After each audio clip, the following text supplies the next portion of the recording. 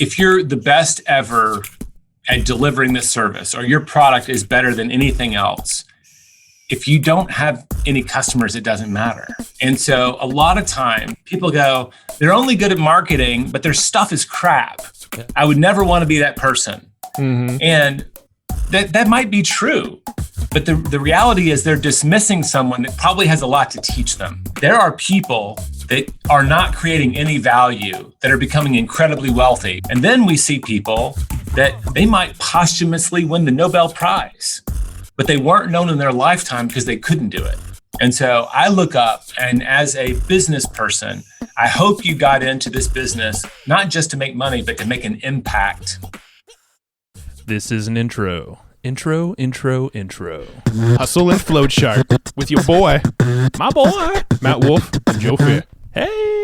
Hey, we are back for another episode. Today, we're actually chatting with one of the co-authors of the One Thing book. His name is Jay Papasan, and he works right alongside with Gary Keller, who's the founder of Keller-Williams Real Estate. So Jay actually serves as vice president of the learning of that company. He brings in all different perspectives from not only writing books, but lead generation to time blocking, goal design, all that stuff. Jay is amazing. He comes from a writing background, has traveled the world to do so, has worked with Phillips in the health space to write some books, Body for Life. He has also worked with Hamm to write her book, Go for the Goal.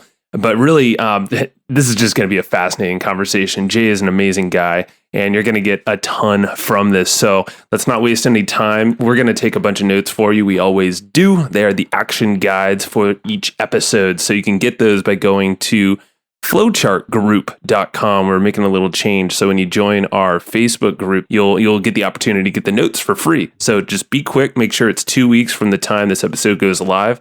If you go to flowchartgroup.com, you'll get the notes so you don't have to take them. They're all the action notes.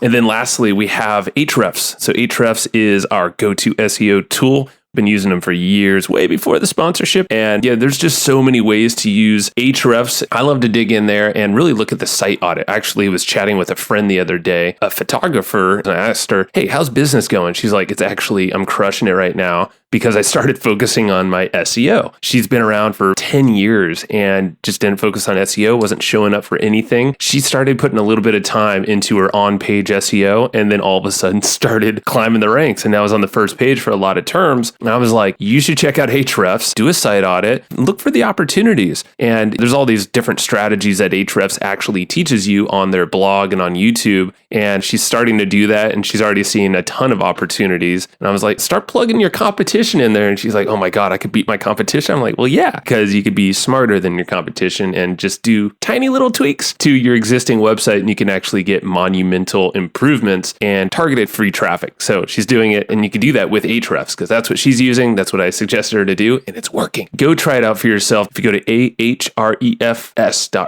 that's ahrefs.com. That's Ahrefs. They have a $7 7-day trial. You can actually, within that 7 days, just try out that site audit. You can see what I'm talking about, find some opportunities. You'll love it. Let's get into this episode and start chatting with Jay Papasan. Hey, Jay, we're live. How you doing? I'm doing great, Joe. Thanks for having me. Yes, thanks for, we've had you on and just had Jeff Woods on as well, who, you guys are just, I don't know how closely you guys work on the day to day, but brilliant guy, and just open our minds to so many that, from the One Thing, but just his perspective around, goal setting and time blocking. And I know you have a whole, I don't know how different your approach is, but it's going to be great to hear your approach and how that relates to the other amazing stuff you're up to at KW, Keller-Williams. And well, Jeff and I, we've gotten a chance to work together for a little over 5 years now. Yeah. I hired him to help launch that business that he's currently running for Gary and I. And he literally works on the other side of that wall, except that he's moving to Colorado today. So he'd mentioned yes. We've discovered we can all have a virtual business now, right? Yeah. Go figure. I think a lot of companies are figuring that out right now. Yes. Right? Yeah. Well, I guess give us this, because you have an interesting background, and don't even know where to perfectly start here, but walk us through kind of briefly, and then we'll kind of lead into these topics we were talking about that I think is going to be really good takeaways, different from to folks listening who've heard Jeff on here. It'll be slightly different and modified for you, of course. So So I bump into someone at a cocktail thing, like what do you do? Question. Is this like a little history? Yeah. All right. I kind of got my professional start in book publishing. I went and was lucky. I had some connections and I got a job at HarperCollins Publishers after a small publisher, and got to work there for about 6 years and got to work on some big books. Mia Hamm, I got to work with her. I got to work with Sybil Shepherd, and got to work with this guy named Bill Phillips. He did a book called Body for Life, which at the time I thought, oh my gosh, I can't believe I'm having to work on this kind of like a weightlifter book. But he was brilliant, and a brilliant marketer too, by the way. So I learned a lot of great lessons, and then met my wife, got married. We wanted to get out of the big city because that's publishing, if you don't know this, it's a high prestige job that doesn't pay you very much. Right. So you got to meet cool people, but they don't pay you a lot, right? It's a bunch of English majors that are nerding out on words until you get to the top level. So we wanted to raise a family somewhere else. We moved to Austin, Texas. Nice. And after a brief stint as a freelance writer, where I played a lot of Diablo on my computer, I got kicked out and got a job. And I was just really nice and fortunate to take a job in a very small, at that time, almost a sleepy real estate company called Keller-Williams. Back then in 2000 is when I started as a newsletter writer, right? Wow. After having worked on million copy bestsellers, but it's Austin. There was no publishing. I was going to be a newsletter writer 2, not even a newsletter writer 1, right? But it was only 27 employees in Keller-Williams then, and there were 6,700 agents. And today, to give you perspective, we're number 1 by any measure in terms of like home sales and agent count. We have 175,000 thereabouts in 50 countries. Wow. Okay. So it's been kind of a rocket ride. And within about a year and a half, I found out that Gary wanted to write books. I got to let him know that was my background. And so we partnered up, and in 90 days, we wrote our first book, A Career Guide for Real Estate Agents, that went on to be a million copy bestseller. And from that, there's been a lot of other things we can go down. Launched a publishing company, launched a training company, and am an executive at Keller-Williams in charge of learning. So that's kind of let's have a beer and I'll kind of tell you, where do you want to go deep now? Yeah. Well, Matt was, because we mentioned one of your real estate books, The Millionaire Real Estate Agent. We mentioned it to a guy in our podcast, Sam, I always butcher his last name. Sam Karamian. There you go. Runs Big Block Realty in San Diego. And he basically is like, that's the Bible for real estate. Yeah. Everyone needs to read that thing. And even if you're not in real estate, it's for networking. It's for, just collaborating with folks. So I'm like, well, the brilliance, and I'll say that I was the writer on that project, right? Because I was like less than 2 years in real estate, but I was working with Dave Jinks and Gary, who collectively had like 50 years of experience, right? And so I look up, I get taken along for this ride. And essentially that book was, instead of being a salesperson, how do you become a business person? Right. And I'm sure it's a lot of the conversations that you and Matt have on your podcast, right? Growing a business. What does that take? How do we responsibly have growth that leads to net profit? Yep. These are all discussions that people just weren't naturally having. So, I was a career guy, so it was a great education for me. And I was like, whoa, my eyes are open to entrepreneurship. But what's great is in real estate, they just refer to it as the red book. And you talk about branding. It's like, if we just get to own red book, I'll take it. It's a win. Well, and then of course it led into the collaboration of you and Gary into the one thing I know came from, I think that was Gary, right? You guys had all these ideas and essentially he passed some of those ideas to you, and then that's when you said, hey, that's the book, like that's the thing we got to write about. It's a whole other podcast interview about how to poorly manage your career growth. But this is like my third stint running learning, right? Yeah. So I think in my first or second stint, I was running the learning department. We'd written a course. I ran it by Gary, right? Because he always comes in and he's the trainer in chief. That's his hat he loves. He loves to be a coach. He loves to be a teacher. And I said, what do you think of this course? And it was about, and this is probably interesting for a lot of your listeners, like, how do I grow my service business so that I've earned the right to make my first hire? And if you've ever had to hire an employee, not a contractor, but like I'm paying someone's salary, right? Yep. That's a lot of nights staring at the ceiling, right? Like, because what if I screw up? What if I mess up? Now this person's unemployed. They depend on me. So it was that journey. And of course, this is what y'all do. Gary's like, well, the one thing is lead generation. But he wrote this little essay to go at the front called The Power of One. And you'll love this. It was all about, you've got to first be in the business of lead generation. How am I going to get new clients for my product or business? And if you don't do that well, nothing else matters. And in order to do that, you've got a time block, which is a big part of the one thing. And I read that, it's like 14 pages, right? Handwritten in notebook. And I was like, Gary, this is a book. And he goes, I thought the same thing. So that started a 5-year journey where instead of it being Gary's idea, we'd already written a handful of national bestsellers at that point. We wanted to make sure that it wasn't an idea book. It was a research models-based book. So we spent almost 5 years researching and writing that book, which was a really, again, a great growth journey for me. Right. Well, and I'm just thinking of the opportunities and where you've placed yourself in this whole lineage of how you've written these books, collaborated with people like Gary, and got all this knowledge. I'm just thinking all the way back from the Millionaire Real Estate Investor book, 2 years in. Now you're dumped with all this 50 years of knowledge in real estate. Now you have Gary over here, and you're condensing that into a book that's very actionable. It's not like a Bible. It's not a thick book.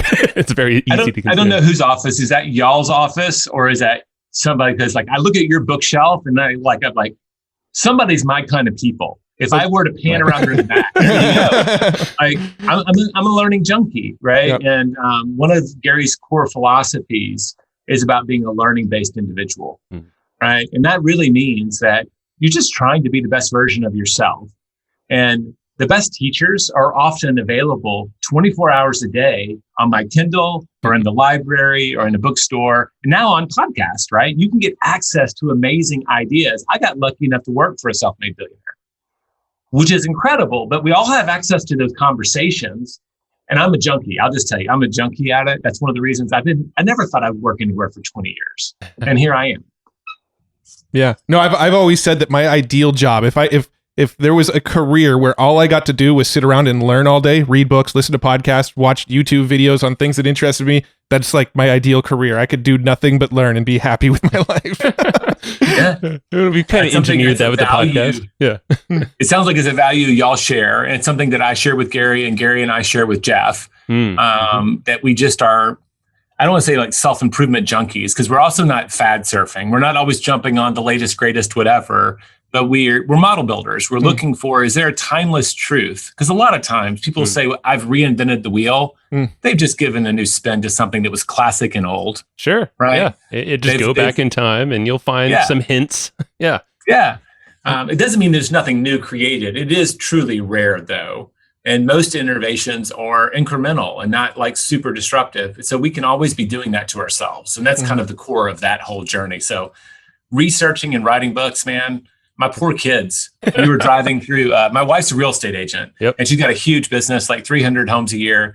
And we're driving through Yellowstone with a 6-year-old and a 7-year-old. And we're playing Would You Rather. Have y'all ever been to Yellowstone? I have not. Yeah. It's hours and hours of driving. Like nothing is closer than like 3 hours away. It's such a huge park. So you have to play games in the car. We were playing Would You Rather. And my son, Gus, said, would you rather be trapped in an elevator with dad talking about his books or mom talking to her clients? And we just lost it. I was like, that sums us both up. That's amazing. I think that's probably similar conversations that they would find in kind of cars that I would drive with my wife as well. I'm kind of curious, like you being, just reading and learning all the time. Do you have any strategies, best practices on how to consume? And this might be even getting into, some of the one thing type stuff and goal setting, but any tips for people like us who are consuming all the time and you want to apply that knowledge and really, apply it to something in your life that's relevant? We actually, we wrote a course on this earlier this year, Gary and I, and it is partially from observation. So this is kind of I won't say this is like scientifically proven, right? Like there's some of the stuff that I can tell you from the one thing that we've literally gone to the researchers and validated and asked the hard questions. This is very much from modeling what he does. It's been my life. But recently I was interviewing Gary on some books he read in the late 70s and early 80s. And so I went back and read them. And I can see the DNA of his leadership today. Like you find the paragraph and go, wow, he still talks like this. Wow. He still does this. So here's like the blueprint if you want to be the next Gary Keller in terms of growth. You read books not for knowledge, you read books for doing. Mm-hmm. And so there are a lot of books that are great about creating ideas and changing your paradigm, which is also important. I think of Malcolm Gladwell has helped shape my view of the world. He hasn't shaped many of my actions. Mm-hmm. Okay. Right? So it's a perspective change, more or less. It's just perspective. And we endeavor and we value books that can change our perspective, but also give us a very pragmatic, practical approach to doing. Mm-hmm. So when you're reading a book, you always have to be asking, how does this line up with how I currently believe about X? So marketing, digital marketing, right? Y'all probably read tons of books. Sure. So within a few pages, you're like, all right, I've read 50 of these already. Mm-hmm. It seems like this lady or this guy is going in this direction. I can almost predict the end of the book. And what you're actually doing is looking for that one new nugget to add. What most people, like you have this knowledge in your head, most people haven't documented it. Right. So if you look through the one thing, I think we have like 50 images in there. We call those models, and they can be a checklist. They can be a diagram, like a flow chart, like this is the steps and this. We try to take a whole book or an idea. How do you do a great job interview? How do you do a great digital marketing campaign? Can we break it into discrete steps, record it in a notebook? I'm sitting and my feet are on my stand-up desk. I'm sitting for this. I've got a chest that's probably got 40 notebooks in it. Wow. Like Right, handwritten. Handwritten notes. If I could go back in time and invent Evernote when I started this journey, so I could just have it all digital, It would be great. Yeah. Someday when I'm a billionaire, I'll just hire someone to transcribe everything for me. Who knows? But I look up and you're like, oh, so what is my belief system around this? And then you're building a model for it. And every time you read a book, you're asking, is this challenge my beliefs? Does this reinforce my beliefs? Does this change my beliefs? Do you hear that? It either challenges, whoa, this seems really smart, and it's not what I currently do. Wow, this is really smart. It is what I currently do. Now I've got better evidence, better facts to support it. Mm-hmm. Or, hey, this is really close, but it's an enhancement of some kind, right? Yeah. And you're looking for those three things. If it's just pure duplication and it's not as smart as the other stuff, you just move on. Yeah, you've Right? had You that. do You're power already skim. doing it. Like most business books, you get 80% of the big ideas in the first 30 pages. Mm-hmm. Yeah. They front load it. And then you go deep, hopefully. Hopefully you go deep and it's not just a repetition of the same idea. So what Gary has systematically done with his life is he identified, and we have on the one thing on page 114, it's the only page number I have memorized. Like if you're using the one thing approach of identifying your number one priority, and then trying to live that priority regularly, make a habit of it. Like, what is my one thing for my spirituality, for my physical health, for my personal life, for my relationships, for my job, for my business, and for my money? And those are just the buckets that we agreed on. And y'all are business owners, right? Mm-hmm. You are partners. Yep. So y'all have what's the one thing for the business we run, right? Mm-hmm. But what is the one thing for my job in this business? And y'all probably have overlapping but different job descriptions. So that's that distinction that a lot of people don't make between their job in the business and the business. Mm-hmm. So every time you read, do you have any buckets that you have a belief system around that you're going to try to follow? Right? You read Warren Buffett. Like, do you need another money mentor? Maybe, maybe not. Mm-hmm. Right? At some point you look up and you've got your prophets. Right. And you'll walk with them for a long time until you can find someone who's actually demonstrably better. And then you'll go into them. Yeah. Like for me, Trout and Reese, like I'm going to struggle to find someone who's going to teach me more about the fundamentals of marketing and positioning than those two guys. Mm-hmm. Like I recommend Positioning and the 21 Immutable Laws more than any two marketing books ever, because everything feels like it lays on top of those. Yeah. Right. Mm-hmm. And someday maybe I'll have a new name to spout out. But that is when we talk about a process for self-improvement, you have to read, you have to reflect on what you read. And that reflection is where you're comparing your experience and your beliefs to what this person is telling you. And then you have to kind of codify it in your notebook, in your journal. And we try to distill it into a model. Based on this, what are the 5 things I should be doing differently or whatever? And then you have to be able to reference that the next time you read a book on that topic so that you can compare. And over time, I've been doing this for years and years, you just start to say like, so talk to me about money, Jay. Well, we created a model in the Millionaire Real Estate Investor, and it's called the Path of Money.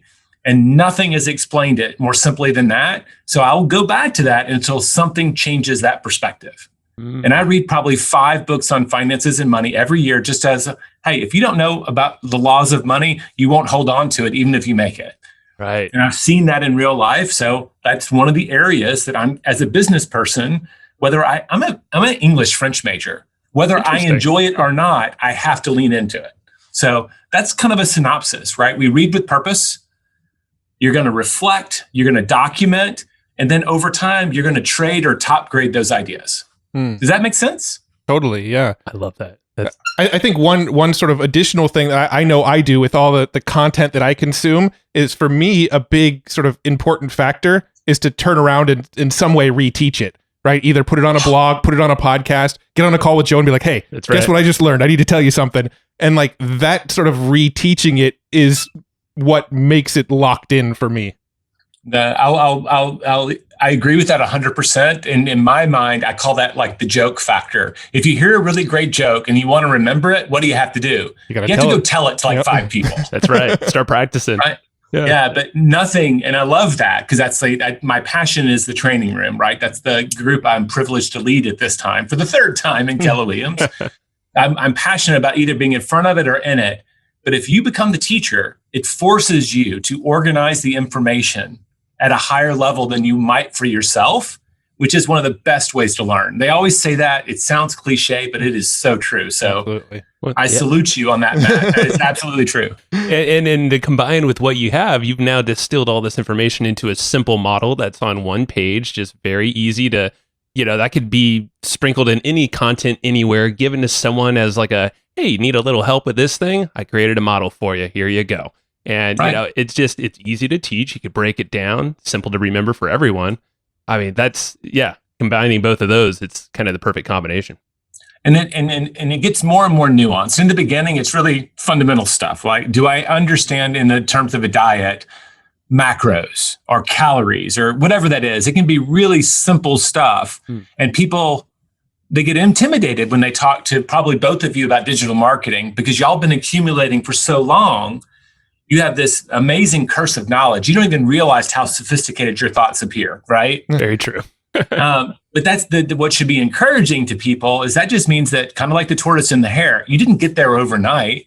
You just keep going back to the well and just making little steps and improving. And people would be amazed at how much they can amass over time. That's true. I just would encourage people, everything doesn't matter equally. That's kind of why we created those buckets.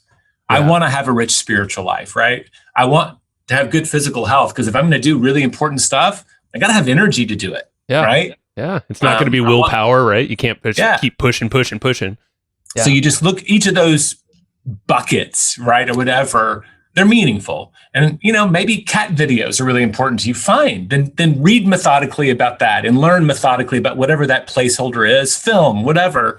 That can be your passion. Sure. But you just need to identify it because I think this year, something like 650,000 business books will be written.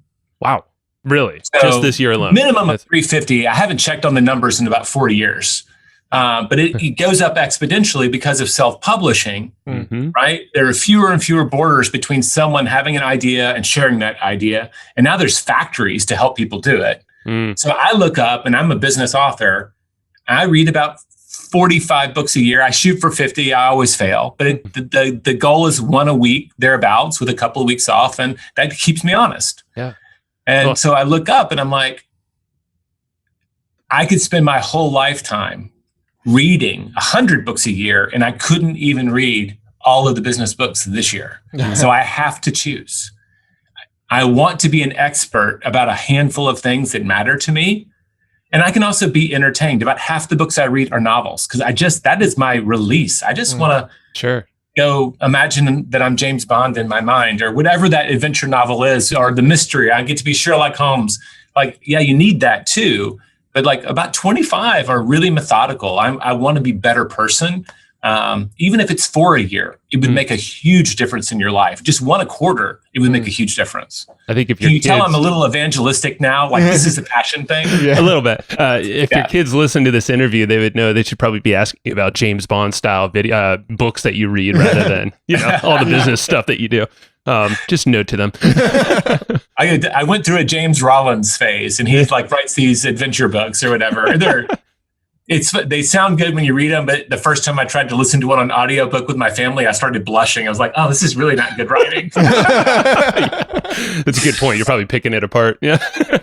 Oh, yeah. But yeah, no, you're passionate about it. And I don't know how deeper we want to go in this, because I'm curious, because obviously you have your circles and whatever those circles are defined. And I know Jeff Woods did go into the circle approach a little bit on his episode with us.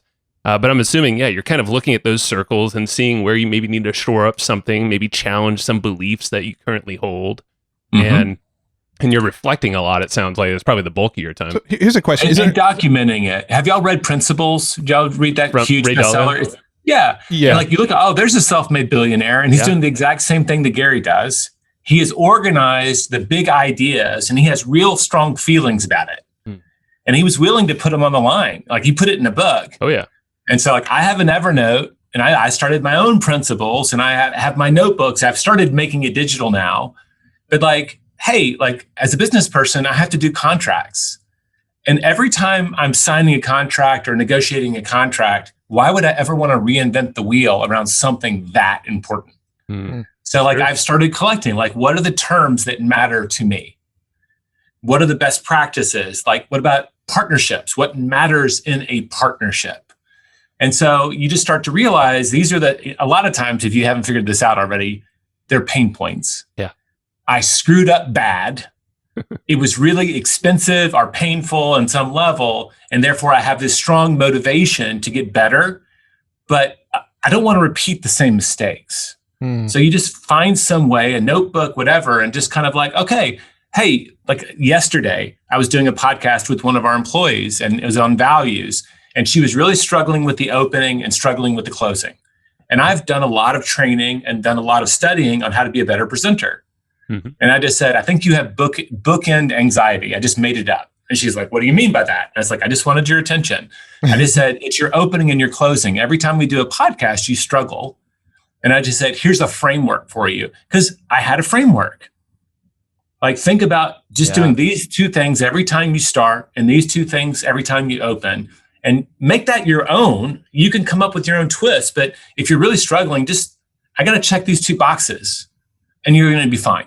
And what most people don't have is a simple checklist for doing the most important things in their life, or they deal with periodic, regular anxiety because they just haven't documented it. And just give me an idea. I'm like, man, there really should just be a list and referencing your thinking time, which you time block, it sounds like, after certain things. And just not to give it away, but listeners, he has thinking time. You have thinking time right after this episode, which I think is brilliant. We'll get into time blocking, but like that's probably a perfect time to reflect and be like, okay, so what are the problems or pain points or things I might have screwed up on? Just some friction that comes up. Create an ongoing list, and then those things are ways you can further reflect on and figure out solutions. Most of us are so busy, especially for the self-employed entrepreneur. Keith Cunningham gets credit for the idea of thinking time. If you've read him or heard him, he's brilliant. But most entrepreneurs don't time block enough of it. Just an hour a week is a miracle worker. And it's like the E-Myth, if you ever read that book, he talked about, are you working on your business or in it? That's right. Yeah. And just stepping back, getting, hey, Matt, what can I do better? Like just reflecting and asking for reflection. It's a miracle worker. Yeah. True. At what point do you decide, like, maybe this is a belief that I should start challenging? Because I think it's really easy to go pick up books that just kind of keep us in our own echo chamber and sort of reaffirm what we already believe. So I'm just curious, is there ever a point where you're like, okay, I've been kind of stuck on this mindset for so long. Let's try to find some alternatives to this way of thinking. So I love the question, and you're making me laugh because we're on the edge of one of the biggest political elections of my lifetime. And we talk about I think one of the biggest culprits right now is that we all go to the same echo chamber that reinforces our ideas. And so the language that I've adopted around that, I'm from the South. So this is a joke that's usually told about me because my family's from Mississippi. But like, if you start having a family within your family, you'll have inbred family, right? That's the politest way I can say it, right? Right. The same thing is true of ideas. If all your ideas are coming from the same four rooms that you live in, eventually, right, dysfunction, and they become inbred ideas. They're not powerful. It's not so much of creativity, evolution. Everything comes from the mingling of ideas. And so absolutely, it's hard. So having said that we absolutely must do what you're saying. We must challenge our ideas regularly. You should not give up the models that you have a track record of achievement on lightly. So it's kind of like slow to hire, quick to fire in reverse. I am going to be slow and cautious in adopting a mental model for my life. Mental model is the word that Charlie Munger uses around this idea. Shane Parrish has written 2 volumes on mental models. Same thing, right? We're talking about, I have a mental model for how this thing works. You should be slow to adopt it. Scientific method. Did that really work? Or am I fooling myself? But then, did I do that right? Slow to adopt. And I think it might be actually slow to change. Like if something challenges me, I'm going to lean into it, but I'm going to look for evidence before I give up that thing. Right. So it might be slow. I'm evolving my thinking on this as you watch me. You don't have to go reflect and write it down. There you go. But it makes perfect sense. Yeah, it's be open to different perspectives and potentially change your belief for whatever your goal is that you're setting out for. And then this political season, as an example, I made a commitment that I read the paper every morning. I skim through the headlines now on my phone, and I just went ahead and subscribed to the Wall Street Journal and the Times. And I just said, you know what? I'm going to read both. I'm going to skim through the headlines just so that I'm seeing both sides. And I can still reject some things, but now I have more perspective. Like, how do smart, reasonable people see things so fundamentally differently? And it's true of money. It's true of so many things. There's a book, I think it's called How I Lost $1 Million. Okay. And it's fabulous. I think Noah Kagan recommended it, and we'd have to go Google search, but the fundamental is like the subtitle of the title is How I Lost $1 Million. And one of the great things he said is he walks through this history of all these people. You should only invest in mutual funds. You should be a stock picker. And there's examples of every single strategy hitting the highest levels of achievement. Wow. Yeah. And that's the thing. It leaves people going like, okay, so what's the next move? What do I do? And then there's examples of all of them of failure. And so it's like, it can be a little tough, but a lot of times it's not that this is the only truth, but it's the truth that you will follow and that works for you. That's the point I'm trying to make. I'm an index fund investor. I could become a stock picker, I guess, but I don't really want to do it. I don't enjoy it. So I might as well just do index funds for the rest of my life and not screw it up by being mediocre at something that important. I can be really good at something really simple that I also know appeals to me intellectually, and I feel like it's fairly proven. And I know I'll keep doing it because it's easy to make automatic. Whereas the other behaviors may sound great and they work for Matt, but they wouldn't work for me. So that is part of that journey, right? Is on the adoption is like, okay, that sounds completely true. There's a lot of proof, but would I ever actually do that? Yeah. No, it's easy to, if you don't have these filters and you're not thinking a little bit further, maybe looking at your track record and your current frameworks. Yeah, it's easy to just jump into Thinkorswim, like an app where you can start picking stuff, or go to Wealthfront or whatever, Betterment. I'm not endorsing any, but okay, maybe that's your one thing for funding, investing. Yeah. And then boom, let it do its work for you. Let science go. Well, I feel like we went way down the wormhole on this one. So. 100% we did. And we knew it. We have a tendency to do that on this show. Well, you're my kind of people. Okay. Well, let's shift topics a little bit and talk about the one thing a little bit. You mentioned that Gary sort of honed in on lead generation as the one thing for Keller-Williams. can you sort of walk us through for any business? For I would any just say business. For any business. Okay, Yes. so can you sort of speak into that a little bit? Why would you say that's the one thing that every business should be focused on? So if you're the best ever at delivering this service, or your product is better than anything else, if you don't have any customers, it doesn't matter. Mm-hmm. And so a lot of times, especially in service businesses, we look up, and I see this actually in product and digital marketers too. Mm-hmm. People go, oh, that's so-and-so, they're making a mint and their stuff is crap, Mm-hmm. right? It's right? They're only good at marketing, but their stuff is crap. Yeah. I would never want to be that person. Mm-hmm. And that might be true, but the reality is they're dismissing someone that probably has a lot to teach them. So there are people that are not creating any value that are becoming incredibly wealthy, which is not what I want to teach anyone to do, because they've learned how to lead generate. Mm. They know how to market or prospect to get customers and close them for their business. And then we see people that they might posthumously win the Nobel Prize, but they weren't known in their lifetime because they couldn't do it. Mm. And so I look up, and as a business person, I hope you got into this business, not just to make money, but to make an impact. Mm-hmm. So whether it's money or impact, you got to have customers. Mm-hmm. And so instead of spending all of this energy making sure that you're the absolute best product, that is a great thing to do. You've also got to spend a lot of energy. It's either you or someone you hire to make sure that you are great at marketing or prospecting. I think of those are two things, right? Mm-hmm. I'm lead generating for this product. And it's like Gary would say, you're always in two businesses. Every business is. Lead generation business is number one, and then whatever it is you do with those leads. Mm.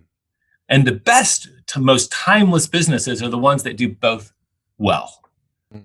They know how to capture customers and they keep delivering value. And that becomes this virtuous loop where, Matt, did you hear about this amazing product? It was so great. It's the best $100 I've ever spent. Now they got word of mouth and it just keeps going. But there are people, and we know them, that are really good at lead generating. Their product sucks. People say you should never buy that. It'll rip it off. But the people are still buying it today. Yep. Because they're so good at marketing. So just realize that we've got to do both. Mm-hmm. And when you realize that, like, that's probably why people are listening to you.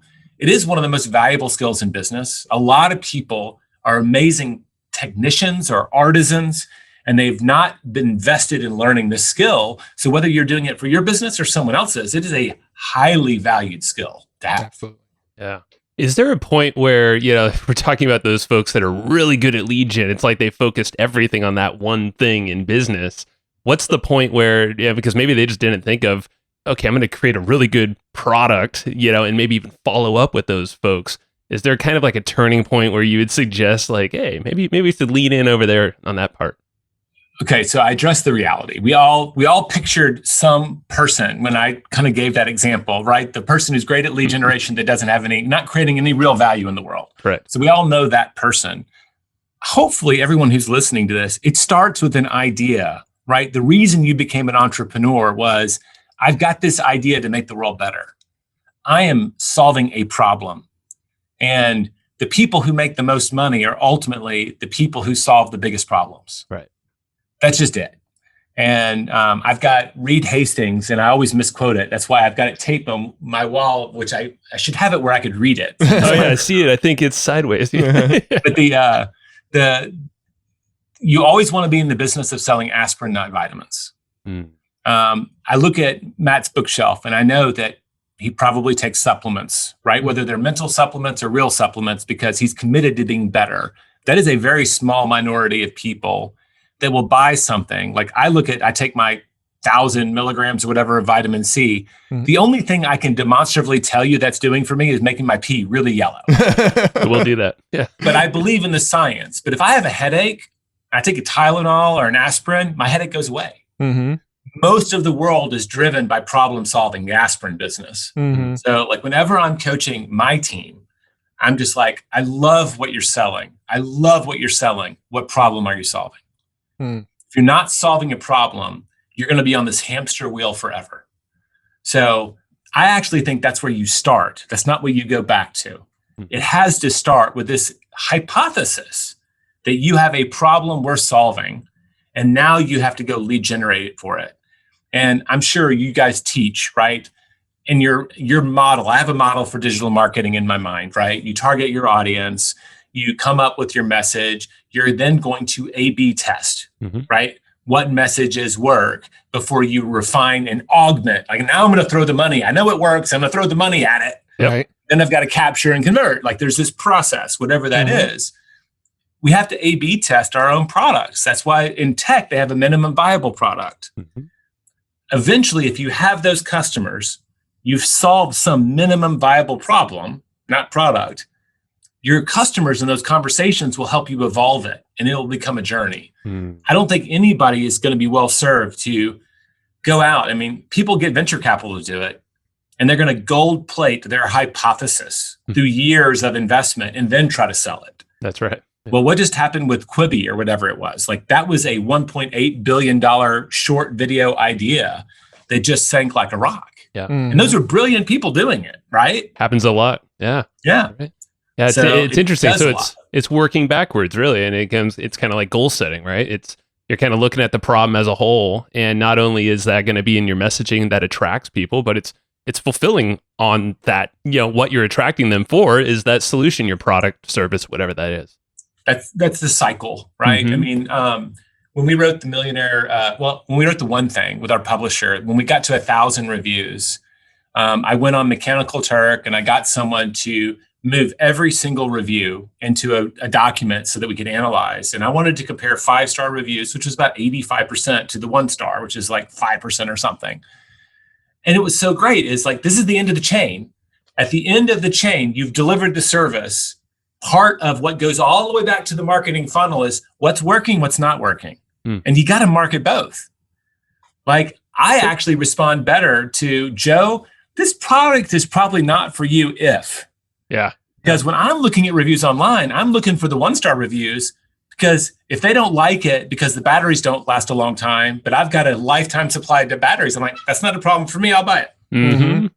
Right? Good point. Yeah. So both of those become rich fodder for how you then turn around and market the product. What are people loving about it? And what do people just not like about it?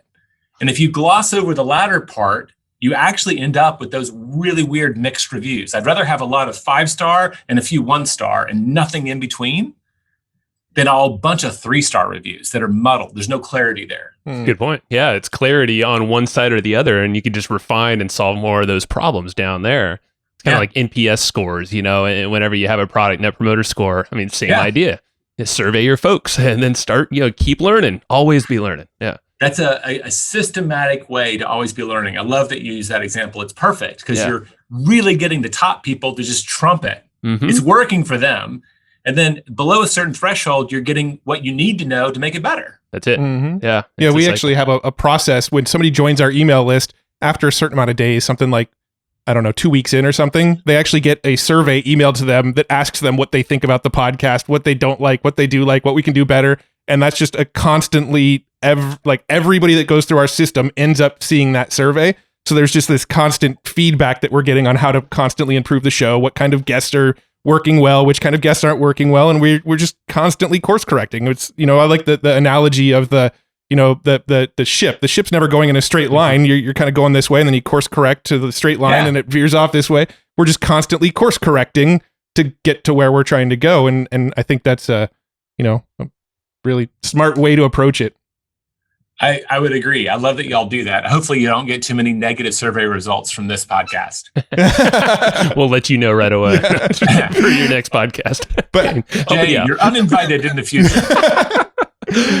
Well, I think one of the sort of misconceptions around like the one thing concept is the one thing is the only thing, right? So we were talking about lead generation, right? And then Joe was kind of alluding to but you need to have a good product and you need this, or lead generation doesn't matter. So let's talk about that a little bit about lead generation is the one thing for every business, but it's not necessarily the only thing. So, I'm trying to form a question out of this statement. I hear the question. Okay. How do we get beyond the reality as entrepreneurs and self-employed people that the reality is to run any business, you have to wear a lot of hats. And how do I reconcile all the stuff on my to-do list with the handful and maybe one real priority? Because there's still things that have to get done. Right. But how do I allocate? It's really about how much time we allocate for them. And so the word priority, if you look at the Latin root, the word is first. And so it is a little worried. It's a little weird when we say priorities. Like, would you ever pluralize first? Right. Well, I'm juggling a lot of firsts today. I can't even spit it out. But so I think that the first domino, right? If you line up all your dominoes, do you know what's the first thing? And that's where lead generation is for almost every business. Every day you got to come back and ask the question. Every month, whatever your time frame is, do we have enough leads? Right? If I have enough leads, I can sell enough product. If I sell enough product, I can pay my people. If I have a surplus, I can hire even higher quality or more people. And it becomes this amazing cycle. But it's the first step on the journey. But there are these other things. And that's where you get into your philosophies and your models. I think that this juggling, like what comes first, product or people? That is a chicken and egg question. Yeah. And I've heard really great people kind of lean each way. I lean towards people. Same. If I have a great leader, like an artisan or whatever, like someone who's really good at what they do, those people can often make a defective product work. Yeah. They'll find the duct tape and baling wire to make it work for their customers. They'll provide enough service until you get it right. Right. Yep. So like, that's my sense, but I guarantee you there's someone listening to this going, that is so wrong. It's okay. Figure out yours and then go live that journey. As a business person, you got to focus on the front end of the funnel. And then there's all these moments of truth, right? Can I convert those leads, right? It's one thing to have a pile of emails. Are they any good? Are they true prospects, right? Can I convert them? Now, what was their experience with the service or product? Do I have to fix that, right? How do I follow up with them and get referrals for futures? There's this chain of events, and it's not a whole bunch of stuff. And there's people or categories of people that address each, and you can ask, most great businesses, if you go to the top, the founder or the CEO, they don't have to have 5,000 amazing people. They have to have a handful of really extraordinary people that then manage everything below them. And the more that you have those key positions surrounded by great talent, the more likely those people are to hire. I don't want to work for a schlump, right? And so like A talent attracts A talent. C talent never attracts or keeps A talent. Right. And so that's, you hearing my bias towards it. But so there's milestones, and you just as a business person have to ask, do I know what the milestones in my business are? What are the moments of truth? Right. And do I have a great approach to each of them? And in time blocking, which ones belong on my calendar this week or today?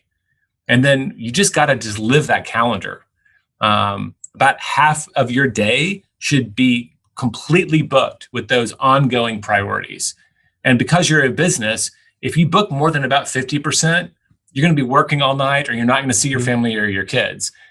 There's a certain amount of energy we create, especially with lead generation, that's going to create chaos and dictate your priorities for the rest of the day. And if you don't have space built in, that's when stress and blood pressure go up. And so and this is perfect segue, because this is where I wanted to kind of end things is time blocking before we're out of time here. I think we could do this in about 7 minutes. Is Jeff, he brought up time blocking, and a big thing, he kind of was analyzing me through a scenario. It was great. And he basically landed on, he's like, you know what, Joe, I think for you is perfect to have a transition time in your day every single day. And he challenged me to do it for a year. Been working so far really well. 15-minute just transition time right at the end, then family time, whatever it looks, whatever time works for me. I guess, what are your principles when it comes to time blocking? But the one thing I know, those things should be done typically first thing in the day, right? Yes. Your energy is there, your willpower, you're not drained. I guess walk us through your principles of time blocking in general and how you apply that. What there's like this idea of, do I know what my priority is in this part of my life? Do I have a time block for it? Like, have I made a time commitment to do it, which makes you so much more likely to do it? And then the third step, which I try to live, is can I make a habit of doing it, a ritual of doing it? So it takes some of the work out.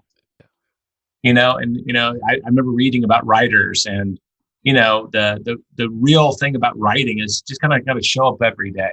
Mm-hmm. And over time, if you just commit to writing one page, the muscles get stronger and it comes a little faster. And there might be off days, but it happens more frequently, right? It is that weird thing. So the more important the priority, I would tell you, the earlier in the day, you should probably do it, because our lives don't get simpler as the day goes on, and our energy doesn't get higher. A lot of people, especially entrepreneurs, make the mistake of trying to do their most important work like after 10 o'clock when their kids are in bed, and because that is a quiet time in the house. It's attractive, right? Our energy is quite low, and it's not healthy long term. When I study really successful people, they get up early. They've made a habit of getting up early. And that morning time, which is equally tranquil, there's nobody calling you at 6 a.m., right? There's nothing, well, unless you are a news junkie, there's not much on TV that wasn't there last night. Like, you can control that time and do a lot of really important things for yourself. So I asked the question around the 7 circles. So like my wife and I kind of did it together, because when we had kids, I don't remember what book I read, said that if you make a habit of having dinner with your family without the TV on, like there's all of these things, like your kids are less likely to do drugs because that little moment in time, they're going to actually talk to you. Yeah. Right. And so we just made a commitment. Hey, let's turn the TV off. She hates the TV. Now I've converted her a little bit. I'm a movie junkie. It's like, except for Friday nights, which is movie night, we try to have at least 2 meals, breakfast and dinner, with the family at the table. Yeah.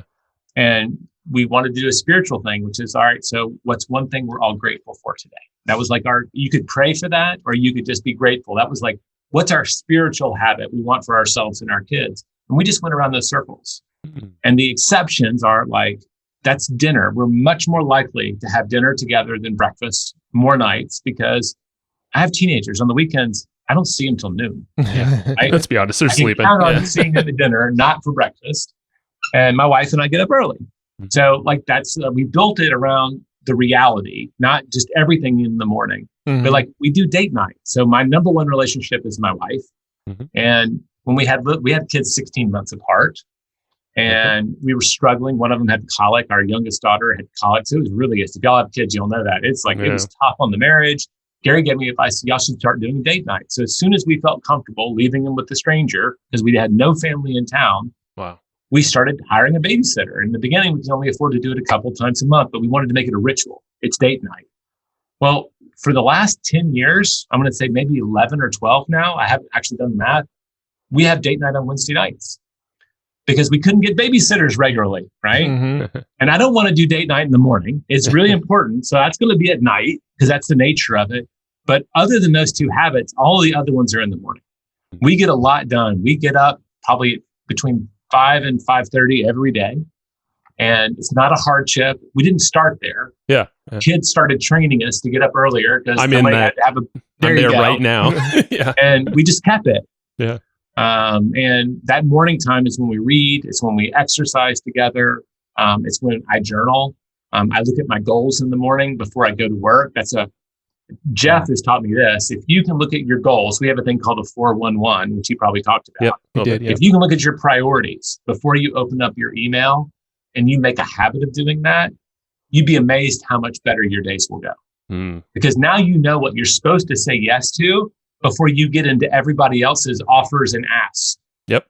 Someone else's agendas. It's emails, basically. So you just look up and you interview really successful people. Their mornings tend to have a lot of rituals baked in, and they have some other regular rituals. Habits sounds heavy and hard, but they just have a rhythm that they try to keep to, and they'll break it when they go on vacation. We do too, but they've kind of developed a rhythm so that these important things just kind of happen. Yeah. So I could show you my week at a glance, and you would see there's space that shows up almost every single week. We probably net 45 to 50 dates a year. Nice. There's travel, stuff happens. We're not there, or we're just too tired, but for the most part, that's a regular something we get to engage in our marriage. Like, can you build those habits for you and your business? That would be the end game for time blocking. Yeah. It's not every single minute of every day. It's just a handful of hours each week that are really dedicated to things that you really value. The rest kind of falls in place. Yeah. Joe and I got some advice from somebody else. Actually, it was somebody's show that we went on, but his advice was what you need to be focused on time blocking.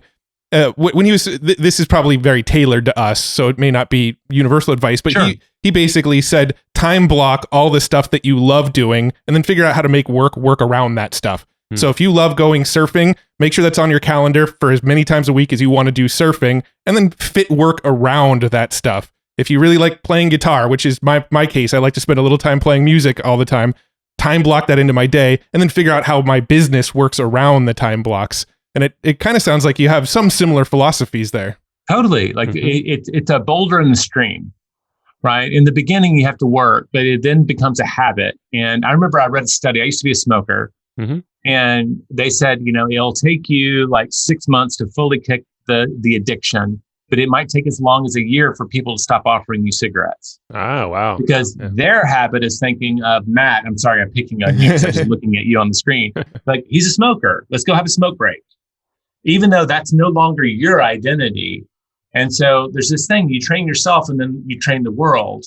And by the time your kids and your coworkers understand that, oh, Joe's an early morning guy. And hey, at 6, Matt plays his guitar. So I'm going to call him at 7, or I'm going to call him before. The world starts to navigate that. Like most of the people who work with me for any amount of time, sometime back when we used to work together in the office, they just go, what are y'all doing for date night tonight? Because they just knew that, right? Yeah. So like my boss, like he's not going to text me in the middle of Wednesday night because he knows what I'm doing. Yeah. He respects that you've conditioned him. It's one of those things that happen. So whether it's surfing or whatever, go ahead and put that boulder in the stream. It is amazing how work will flow around it if you put it there in advance and you communicate it to people. I tell my employees at the beginning of the year, go ahead and block your vacations. If you want to go to Austin City Limits concert, go ahead. Even if you don't have tickets, block it. And then we can be planning for you being gone then.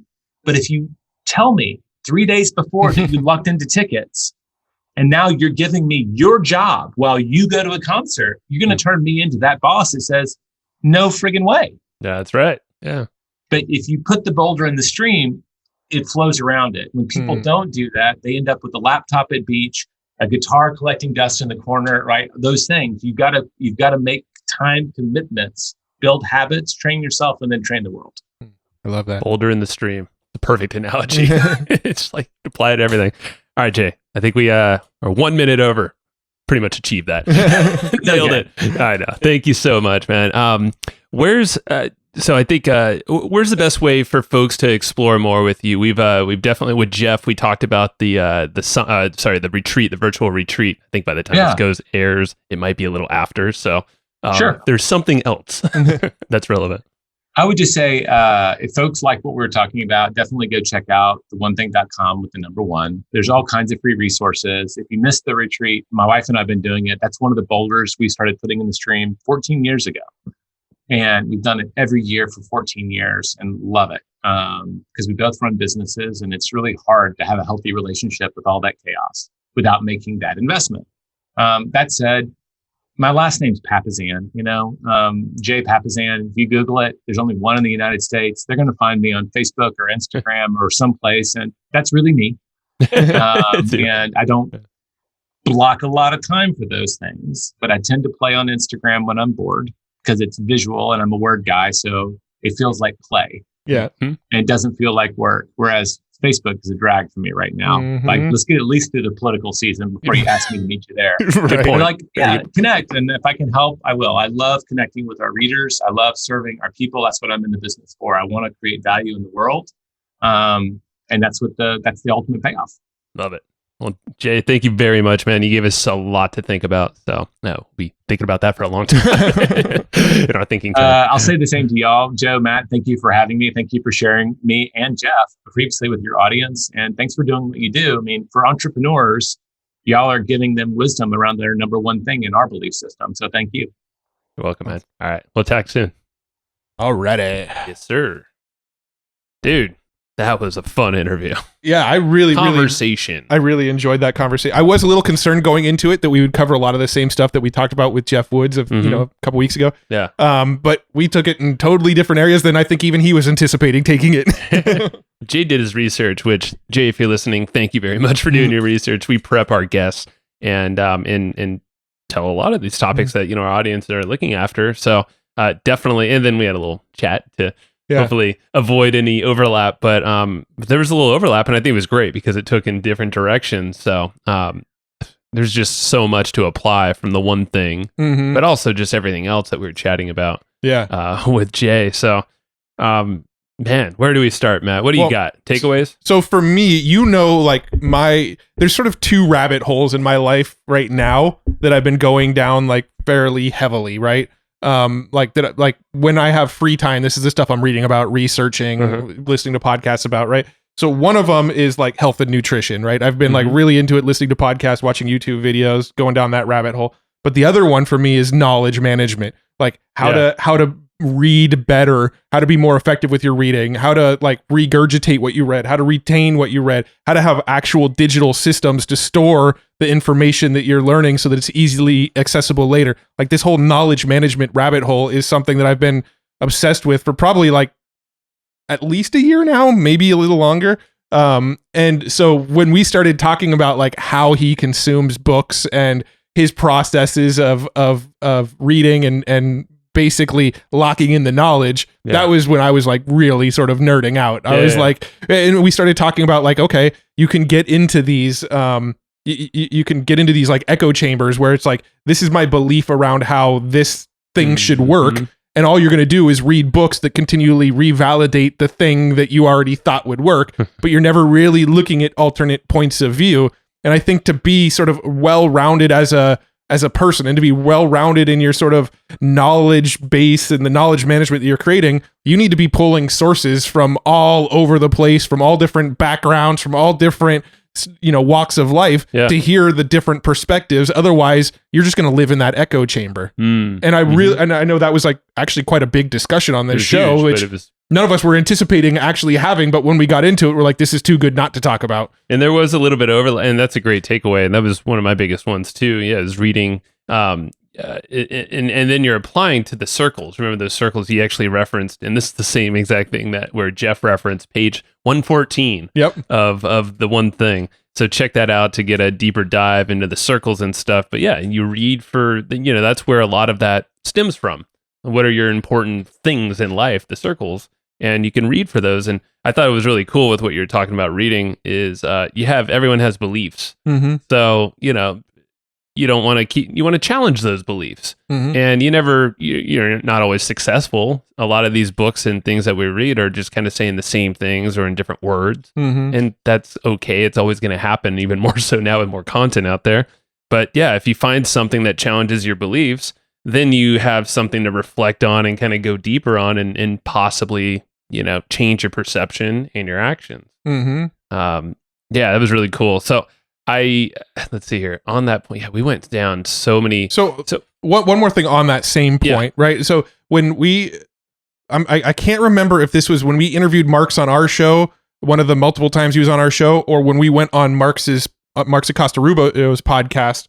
But one of the things he asked of us was when we started talking about books, he posed the question to us, when you read that book, what did that book get out of you? Right? He didn't read, what did you get out of that book? He said, what did that book get out of you? And I think the first time I answered the question, I'm like, oh, I learned a lot about this, this, and this. And he's like, no, that's what you got out of the book. What did the book get out of you? Action. Right? And that, and what Jay was talking about on this episode was very much that, when he was talking about you need to read books for doing, don't read books for the additional knowledge. Yeah. Right? So read the books and figure out like, okay, what changes in my life I'm going to make? What things am I going to start doing on a daily basis? What new mental model am I going to employ as a result of this book? If you can't figure out some sort of like action, something that this book can get out of you, is it really worthwhile? And yes, there is something to be said to just sort of growing your intellect and sort of having a better understanding of things. Like we're going to read for that as well. Right. But if if you're thinking a little more purposefully around your reading, I think there's a lot of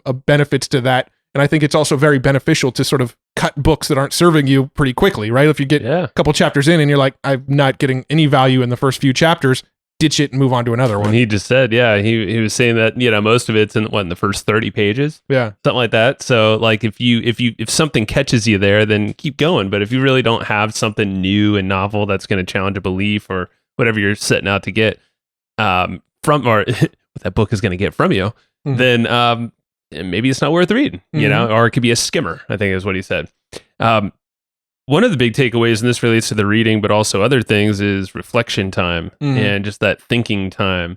And I know he referenced Keith Cunningham as the guy that basically, dubbed that. And I think it was thinking time, putting that in your calendar. And, that's what Jay was going to do, or probably is doing it currently. But like after we were recording, is having thinking time, and similar to what Jeff was talking about, transition time when he was referencing me. But like so putting that on the calendar sounds like, and we didn't ask him that specifically on the thinking time, but I'm sure that is a daily thing that's probably maybe multiple times a day, depending on what he's doing prior to that. Well, even with Perry Marshall too, he talks about his Renaissance time being a non-negotiable in his day-to-days. In the morning. He calls it Renaissance time, and that's his thinking time, his reading time, his sort of like meditating that kind of thing. Maybe, or moving about. Yeah, and that's similar to what Jay was saying, and that's kind of where I was leading to a little bit. It's like, the high achievers are typically morning people. They're early morning people. And luckily I'm being forced kicking and screaming into waking up at like 6 every morning. But I am liking it. I do feel more accomplished, and I actually end up working a little sooner, but not always doing work stuff. I feel like it is actually more of the important stuff. Yeah, exactly. I mean, like that's where the important stuff just really comes out. So, time blocking that, I think he's like, if it's not on the calendar, it ain't gonna happen. Yeah. And I think it was another, something I read from Jay or heard on a podcast, and he kind of lightly mentioned it, but he even time blocked working out on his, at home when he had kids, or has kids, but younger kids with his wife. And like actually brought the trainer to his house, and that's the only way they were able to do that. Actually turned out to be good for the relationship. All that to say is time blocking things around fun, which is something that Mark's said, and you referenced that, for family, thinking time. And like really that's it. That's the most important stuff. Yeah. And I feel like that's we all have time in the days to do that. We have enough hours in the day to actually do it. Just time block it. Yeah. Put it on the calendar. Totally. Yeah. This is just a random realization, has nothing to do with Jay specifically, but this random realization that like one of my favorite things to do in these like outro portions is to interrelate various podcast episodes, like to look at like what we just talked about and in my brain go, okay, who else did we talk about similar things with? And how can we connect the dots between what we just learned from this person to things that other people talked about on the podcast? It's like, I don't know. It's just a realization of like, this is how my brain works, is like, what can I relate this discussion to through other things? This is how this outro can go even longer, because you and I both think that way. It's like we interconnecting all of these things and people and topics, and I mean there's a lot. Which also allows listeners to go, oh, I want to go deeper down that rabbit hole. Maybe I should go listen to Jeff Woods. Maybe I should go listen to Mark Acosta Rubio. Maybe I should go listen to Perry Marshall. And you should. And maybe they'll be linked in the show notes. We'll see. But either way, search him up, because Jay is absolutely amazing. I mean, one of my big takeaways actually, and it's essentially to read Jay's other book with Gary Keller, The Millionaire Real Estate Agent. Yeah. I didn't think that was relevant. Well, they also seem to have a book called The Millionaire Real Estate Investor, because I saw it in the background of his video. Right. But they also have The Millionaire Real Estate Agent. Yeah, and I think Agent was the one specifically that was more like for networking, for scaling and growing a service. Like really, you said at the end of the day, like it's people, it's collaboration, it's how to basically do that effectively. Yeah, Brad Spencer recommended that book to me. He said, and he's not in the real estate world, right? But he said that was one of the best books on like networking and connections and getting to know people. And then we mentioned that book when we had Sam Karamian on from The One Thing, or from Big Block Realty. Yeah. And he said, oh, that's the Bible. He said, if you're in real estate, you've read that book. Everybody in real estate's read that book. And what's all real estate? It's connections. It's people. You're doing deals, man. So I mean, that could get applied to everywhere. Yep. And I know for us selfishly, it definitely applies. Doing affiliate marketing stuff, collaborating, partnering, Yeah. podcasting. So yeah, that was one of my takeaways is The Millionaire Real Estate Agent. Actually read that book because it's not just for real estate agents. Yeah. Yeah. I mean, that's a good takeaway. One thing that might be kind of cool is like, what's like something from the, what is this episode going to get out of you? Like, what's one thing? And I mean, for you just said you're going to go pick up that book and start reading it. I would say the bigger maybe not bigger thing, but another thing is time blocking more so. Yeah. And I have started that because of Jeff Woods and I do, so here's the thing. It's like, is actually committing to what I put on the calendar, because I will be honest right now, we have every Monday night, I have a date night on the calendar for my wife and I, Heather. Mm-hmm. We have not been doing them mainly because of, and this is an excuse, I'm sure we can get around it, is because of the COVID stuff. Yeah. Because that was going to, and because we put it on the calendar before, like that's when we're going to go out to dinner and all that. Still can, by the way. Yeah. And we can make that happen, but I will uphold that commitment. I'll start there. Well, even if it's like giving the baby to the in-laws and ordering in together, you know? yeah. Or like, it's like, hey, baby, go down the hill to the in-laws for an hour or two. Yeah. Yeah. And we need to get it on. I mean, we need to eat some food. But hey, I mean, like, we'll see where that goes. But like, that's the thing, is honoring what's on my calendar, because it is easy to just be like, make excuses. Yeah. So I want to honor that because that is the most important thing. Mm-hmm. And apply those circles, like kind of the whole 114, page 114 the one thing. Yeah. So yeah, no, I think for me it's really like the knowledge management stuff. Like he was sort of reaffirming some of the changes that I've been making lately. Like I have a lot of books. I mean, if you ever watched our videos, there's a big bookshelf behind me, and it's not even all my books. My other office has a shelf full of books too. Yep. And I actually have my fitness books out in my garage. So I read a lot of books. But the way I've always read them is I actually feel guilty if I like stop a book halfway through. Like I'll get like halfway through and never put it on the shelf and start another one, and I'll be like, I really should finish that one. But if I only got halfway through and lost interest, then it wasn't providing very much for me, right? So that sort of philosophy of like, just sort of give up on books a little bit quicker. Like use it for is this book going to get something out of me? Yes or no? No. Okay. I've given it enough of my headspace. Is that making the book sad if it's not getting anything out of you? Is that what you're worried about? I don't care about the book's feelings. Oh, okay. I just didn't know that's why you feel bad stopping. No, it's more my own mental thing. It's more of like a giving up kind of thing. Yeah, no, I get it. Well, maybe just do a skim. Yeah. Just do a quick skim and see if like just skim titles and headlines and stuff. Yeah. And maybe the little passage at the end that says here's the recap from the chapter. And my favorite no more worries. My favorite books are the one where at the end of each chapter they're like, here's a Summary. recap of what we just said in this chapter. And I'm like, cool, you just saved me all the work of reading that chapter. I mean, if those catch you, then go deeper. But if they don't, then okay. Exactly. Yeah. All right. Those are good takeaways. Yeah. Jay is amazing. Go to theonething.com. It's the number one. Yep. And there's a lot of cool stuff on there. There's a lot of freebies, a lot of events they do, virtual stuff. Mm-hmm. Go check it out. Jay's awesome. Yep. And if you want to grab the notes from this episode, yes, go over to our Facebook group over at flowchartgroup.com. When you sign up for the group, that's how you get the notes. We'll give you the notes to the people who sign up to our Facebook group and join it. So go say hi in the group. Yeah, request to join, say hi. We interact with people. There's a lot of great members in there, a lot of great advice. We share a lot of cool videos. We do live streams to the group all the time. And you can get the companion notes to this episode by doing that. And you might meet some guests that we've had on the podcast as well, so you can actually ask them questions directly. That's exactly. Cool. So yeah, go there, flowchartgroup.com. And also we have our sponsor is Easy Webinar. And if you're thinking about doing webinars, or if you're doing webinars and you're like hacking it together with like Vimeo and like ClickFunnels or like landing pages, all these things, and it's like, yep, I'm doing webinars, but you're not really doing webinars. Like you might want to look into Easy Webinar because they make it easy, and you can do any kind of webinar, and essentially it builds those pages for you as well. So it's taking some steps out of your, your process there and automating a lot more. Yeah, and he's got a discount for listeners. He does. He's hooking you up. There's some pretty fat percentage points taken off the price point. Yeah. So go check it out at easywebinar.com/hustle. easywebinar.com/hustle. Go get it. Thank you, Casey and team, and go share this episode with some folks. Some people that you think will get something. You know somebody. You're listening right now going, I know somebody that can use this episode. Think about it. So think about that person and send it to them. Who do you think that is? I'm asking the listener. you'll be giving them a lot of value. You Who don't needs some time blocking?